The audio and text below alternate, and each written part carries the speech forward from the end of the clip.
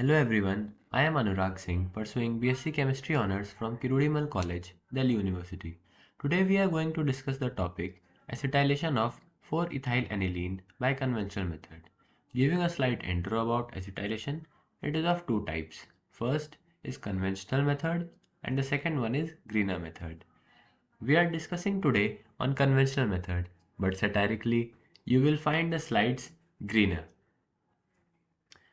Okay, then we begin with our experiment starting with the aim, which is to carry out acetylation of given organic compound, which is 4-ethyl-aniline, using conventional method and calculate its yield. So what we'll need here are 50 ml round bottom flask, water condenser, stirrer, wire gauge, tripod stand, Bunsen burner, litmus paper, acetic anhydride, acetyl chloride, pyridine, glacial acetic acid, aniline, etc. You can also check below are the figures of some of the requirements. First one, which you can see here, is a round bottom flask. The another one is a tripod stand. Another one is a litmus paper dipped in a beaker. Next one is the Bunsen burner. And the last one is a water condenser setup. Now we begin. What is acetylation? Acetylation is a chemical reaction in which a hydrogen atom is substituted for an acetyl group in a compound. The product formed in acetylation reactions typically have an acetoxy functional group. When the hydrogen atom belonging to an alcohol group replaced with an acetyl group in an acetylation reaction, an ester is formed as the product. For such reaction, the most commonly used acetylating agent is acetic anhydride. Now comes the basic theory. The reaction between aniline and acetylating agent is called acetylation. Acetic anhydride or acetyl chloride act as a source of acyl group. Aniline react with acyl source by nucleophilic substitution reaction. Acyl group from acetic anhydride or acetyl chloride act as the electrophile. Here, the hydrogen atom of NH2 group is replaced by the acyl group.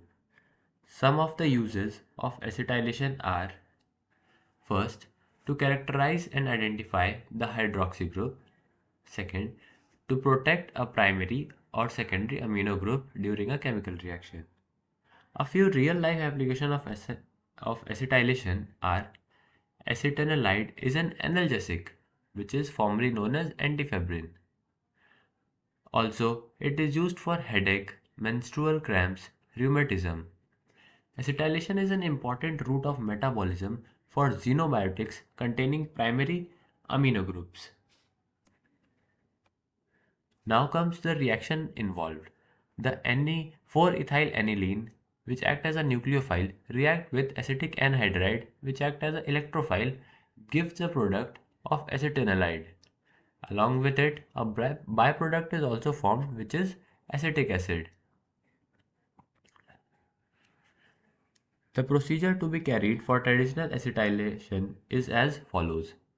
Add 2 ml of a mixture of equal volumes of acetic anhydride and glacial acetic acid to 1 ml of aniline contained in a 50 ml round bottom flask.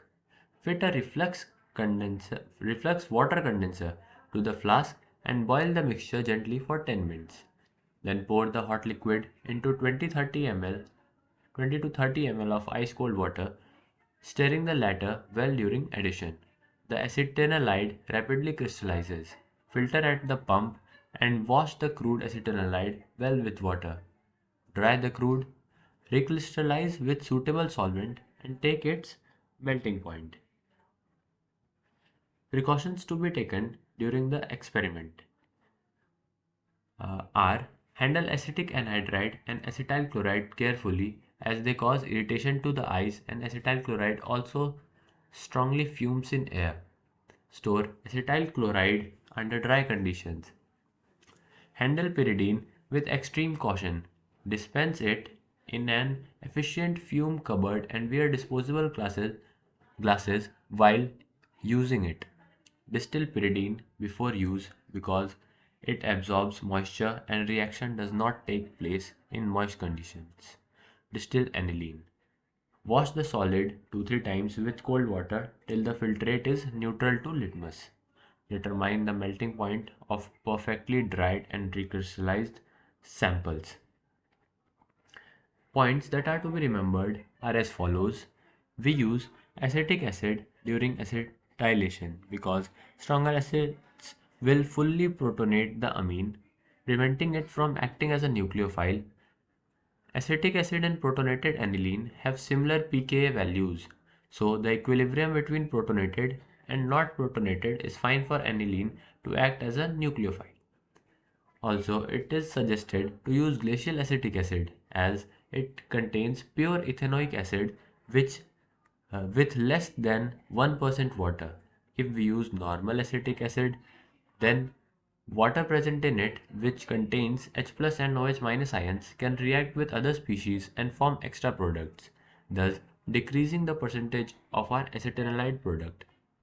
Sulfuric acid and nitric acid are the strong acids and they will fully protonate the amine, which will prevent it from acting as nucleophile and then the acetylation would not occur.